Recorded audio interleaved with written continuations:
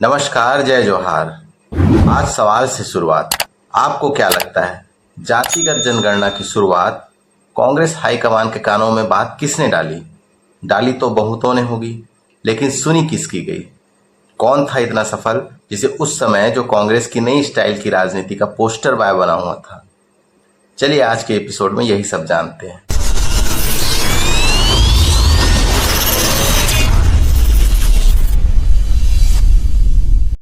त दीदी भैया हो, मोदी सरकार हा जातिगत जनगणना बर मान गे हे।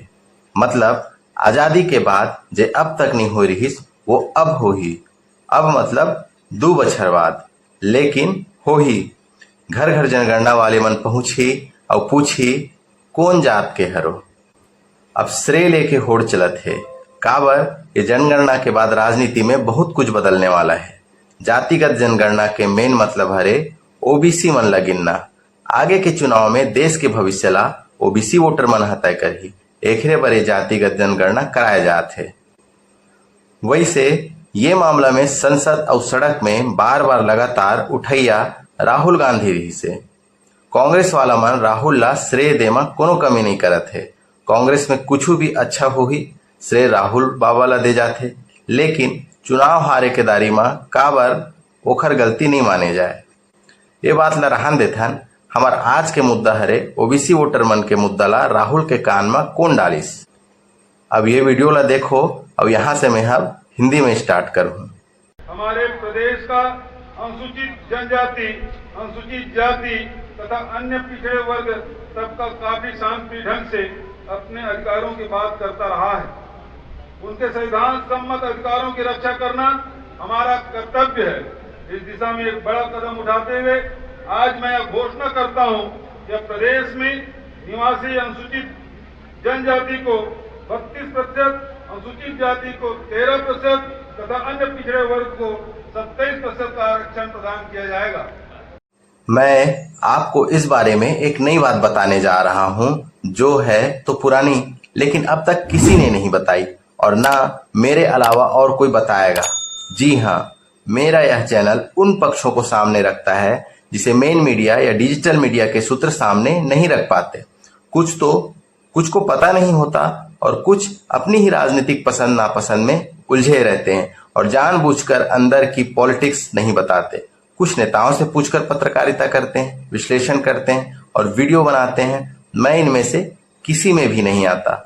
मीडिया जब खुद पॉलिटिक्स के पक्ष या विपक्ष की तरह शामिल हो जाए तो मुझ जैसे एक निहायत आम व्यक्ति को सामने आना पड़ता है। चाहे मेरी पहुंच और समझ छोटी हो, मगर मैं वो बात रखता हूं जिसे एक आम व्यक्ति का नजरिया कहा जा सकता है। इस देश का आम व्यक्ति भी राजनीतिक विश्लेषक हो सकता है, बशर्ते उसे समीकरणों को समझने का समय मिले। वरना जिंदगी में रोजी रोटी कमाने की दिक्कतें इतनी हैं कि आदमी राजनीति के बारे में सोच नहीं सकता। आम व्यक्ति की इसी न सोच पाने की मजबूरी का फायदा नेता और पार्टियां उठाते हैं। खैर, जातिगत जनगणना का मुद्दा आज कांग्रेस के लिए बड़ी जीत का विषय है। राहुल गांधी की नेतृत्व क्षमता पर कांग्रेस अब भरोसे के साथ खुश है। मगर मैं यदि आपसे यह कहूं कि राहुल को ओबीसी वोट बैंक के जरिए भाजपा की हिंदुत्व पॉलिटिक्स को तोड़ने का आइडिया छत्तीसगढ़ से मिला था, तो क्या आप मानेंगे?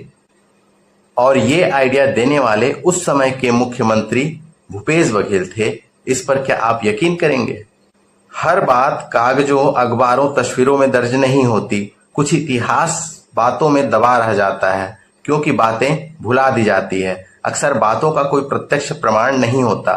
बड़े लोगों के सामने छोटों के आइडिया दब जाते हैं। छोटा आदमी अपनी जगह पर बड़ा होगा, लेकिन जो उससे बड़ा है उसके सामने वो भी स्वीकार कर लेता है कि बड़ा आदमी जो कर रहा है और जो करेगा वो उसका अपना विशुद्ध टेक है, इसके पीछे मैं नहीं हूं।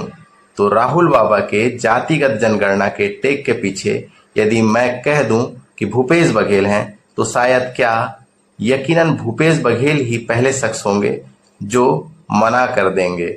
यही होता है। भूपेश राहुल के सामने कुछ नहीं है, भले ही वे हमारे लिए बहुत कुछ होंगे। आपको याद होगा, भूपेश बघेल की सरकार के दौरान आज से 2 साल पहले यानी फरवरी 2023 के अंतिम दिनों में रायपुर में कांग्रेस का 85वां महाधिवेशन हुआ था।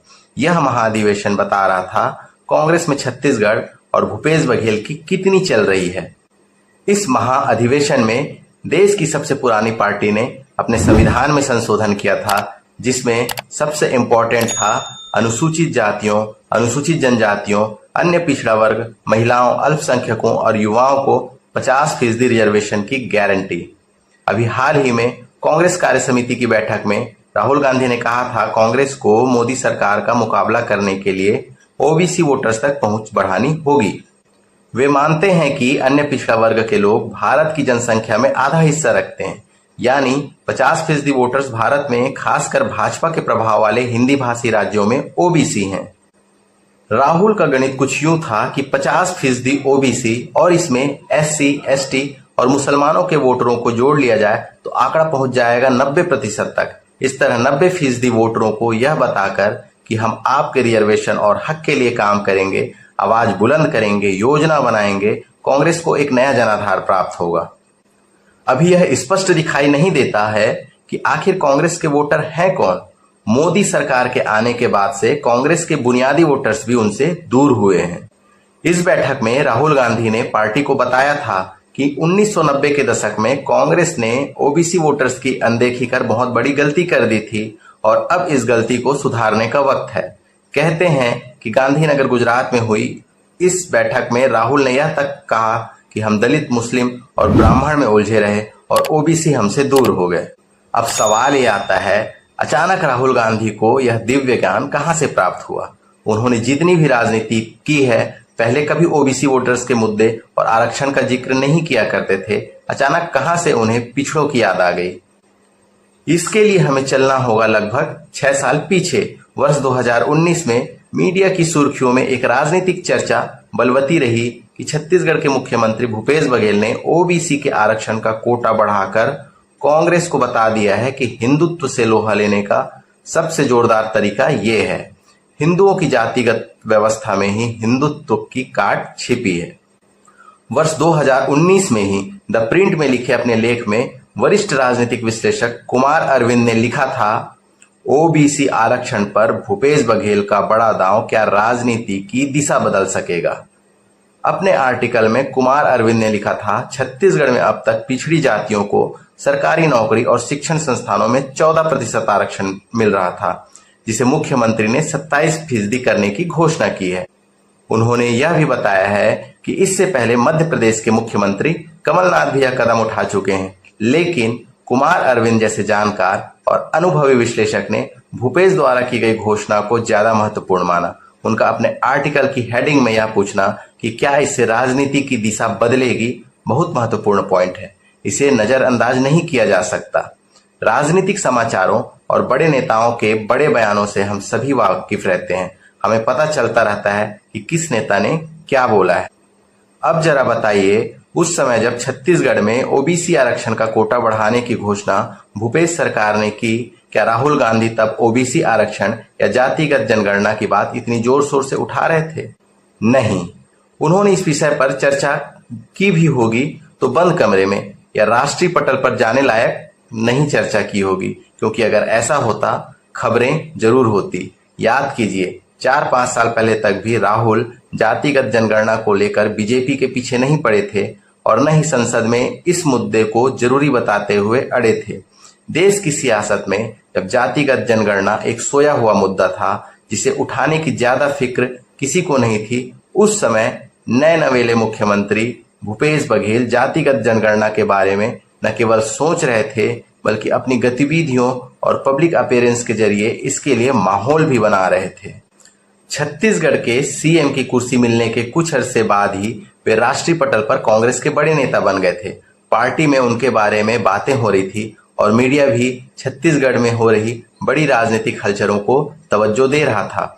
भूपेश ने कभी खुलकर सामान्य वर्ग का विरोध नहीं किया, लेकिन उनकी बातें और तौर तरीके बताते थे कि उन्हें ओबीसी समुदाय में भविष्य नजर आता है। कहते हैं दाऊ जी ने अपने कार्यकाल में अपनी तरफ से एक जातिगत जनगणना भी करा ली थी। इसे सार्वजनिक नहीं किया गया, लेकिन सोशल मीडिया पर इस तरह से सर्वे का डाटा जरूर लीक हुआ, जिस पर मैं बहुत अधिकार से कुछ नहीं कह सकता, मगर मुझे संदेह है यह डाटा या तो पूरी तरह फर्जी है या सही है या इसे जानबूझकर लीक कराया गया था। मीडिया इस तरह लीक की बात करे तो समझ लीजिए उसे ही किसी ने डेटा भेजा है कि इसे लीक कर दो। छत्तीसगढ़ में ओबीसी के लिए स्पेशली आरक्षण का कोटा बढ़ाए जाने और आरक्षण के तय क्राइटेरिया की सीमा पार हो जाने के बाद कोर्ट के दखल से भूपेश का राजनीतिक दांव अटक गया, मगर इस रुकावट के बाद ही राहुल गांधी की ओबीसी पॉलिटिक्स शुरू हुई। उन्होंने अपने नाना नेहरू, दादी इंदिरा गांधी और पिता राजीव गांधी के जातिगत जनगणना नहीं कराने के ठोस विचार से खुद को अलग कर लिया। उन्हें जातियों की गणना में अपने राजनीतिक अस्तित्व की तस्वीर नजर आने लगती थी। यह तस्वीर उन्हें छत्तीसगढ़ ने दिखाई और मैं ज्यादा क्लियर कहूं तो भूपेश बघेल ने दिखाई। आप चाहें तो मेरी इस बात को परख सकते हैं, बहुत सरल है परखना। भूपेश बघेल के सीएम बनने के बाद ही राहुल गांधी की पॉलिटिकल ट्रेन ने हिंदू मुस्लिम भाई भाईचारे और भाजपा का राष्ट्रवाद फर्जी है कि पटरी छोड़कर जातिगत जनगणना का ट्रैक पकड़ा। भूपेश के सीएम बनने के पहले राहुल जातिगत जनगणना, ओबीसी को मिले हक, जितनी आबादी उतना हक जैसी बातें नहीं कर रहे थे। कमलनाथ ने भी ओबीसी आरक्षण का कोटा 27% कर दिया था, लेकिन राहुल उनके उस कदम के बाद भी जातिगत जनगणना पर भाजपा से युद्ध की मुद्रा में नहीं थे। राहुल गांधी की राजनीति पिछले 4-5 सालों में एकदम से बदली है और तभी बदली है जब भूपेश बघेल छत्तीसगढ़ में सोशल इंजीनियरिंग में जुटे हुए थे। एक तरफ उन्होंने मुस्लिमों को भी संभाला हुआ था और दूसरी तरफ हिंदुओं को जातियों के जरिए साध रहे थे। भूपेश बघेल की स्टाइल ऑफ पॉलिटिक्स ने राहुल को प्रभावित किया था। जब पूरी कांग्रेस और राष्ट्रीय मीडिया के विश्लेषक तक प्रभावित थे, राहुल क्यों न होते। छत्तीसगढ़ के मुख्यमंत्री होने के बाद भूपेश बघेल ने पिछड़ी जातियों के लिए एक खास तरह का सेंटीमेंट दिखाया। जिस तरह काशीराम और मायावती ने दलित वोटों को एक कर अपना एक वोट बैंक बनाया था, जैसे मुलायम सिंह यादव ने यादव और मुस्लिम वोटर्स को मिलाकर अपने कट्टर समर्थक मतदाता तैयार किए थे, और जिस प्रकार लालू प्रसाद यादव ने बिहार की राजनीति को बदलकर रख दिया था और एक समय बिहार का पर्याय लालू प्रसाद यादव हो गए थे, ठीक वैसे ही भूपेश बघेल भी कर रहे थे। वे छत्तीसगढ़ में ओबीसी मतदाताओं को अपने पाले में लाने में लग गए थे। उन्होंने SC/ST वर्ग को छेड़े बिना पिछड़ों को साथ जोड़ने के प्लान पर बड़ी सफाई से अमल करना प्रारंभ कर दिया था। भूपेश बघेल के पिता नंद कुमार बघेल, जो अब स्वर्ग सिधार चुके हैं, वे सामान्य वर्ग विशेषकर ब्राह्मणों के विरुद्ध अपमानजनक टिप्पणियां कर रहे थे। इसके लिए उन्हें जेल भी जाना पड़ा था। भूपेश ने कहा था कि पिता और उनके विचार मेल नहीं खाते, लेकिन कुल मिलाकर छत्तीसगढ़ में जैसी हवा बन रही थी, भूपेश बघेल के राजनीतिक एजेंडे को फायदा मिल रहा था। हिंदुत्व के खिलाफ पिछड़ा वर्गवाद जड़ें पकड़ चुका था। दाऊ जी को कांग्रेस के राष्ट्रीय मंचों पर और भी उच्च स्थान मिलने लगा था। उनकी रीति नीति को कांग्रेस के लिए संजीवनी माना जाने लगा था। राहुल को यूपी बिहार की तुलना में छोटे राज्य छत्तीसगढ़ में सफल दिख रही कांग्रेस सरकार की समीकरण समझ आया होगा और उन्होंने भूपेश बघेल से ओबीसी का गणित समझा होगा। भले ही भूपेश ना माने, लेकिन कहीं ना कहीं आपसी बातचीत में राहुल को उन्होंने ओबीसी वोट बैंक का आइडिया तो दिया ही होगा। मैं दोहरा रहा हूं कि भूपेश के सीएम होने के बाद ही राहुल जातिगत जनगणना और ओबीसी समुदाय के प्रति अधिक संवेदनशील दिखे। भूपेश के सीएम बनने और सफल होने के बाद ही क्यों? साफ है, राहुल को भूपेश ने ही या भूपेश के सियासी तरीके ने ही बताया जातिगत जनगणना बड़े काम की चीज है। इससे कांग्रेस से ज्यादा उनके सितारे चमक सकते हैं।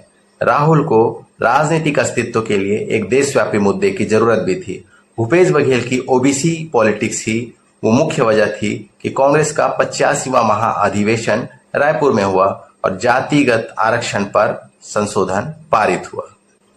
इस तरह 2019 में छत्तीसगढ़ से प्रारंभ हुई ओबीसी को आरक्षण बढ़ाकर देने की प्रक्रिया, जो कोर्ट की रोक की वजह से पूरी न हो सकी, अब 6 साल बाद राष्ट्रीय स्तर पर कांग्रेस का सबसे मुख्य एजेंडा बन चुका है। भूपेश का दांव राहुल के राजनीतिक वजूद के लिए सबसे बड़ा टॉनिक बन चुका है। चलिए, आज के लिए इतना ही। मेरे चैनल को सब्सक्राइब कीजिए, पोस्ट को लाइक कीजिए, शेयर जरूर कीजिएगा।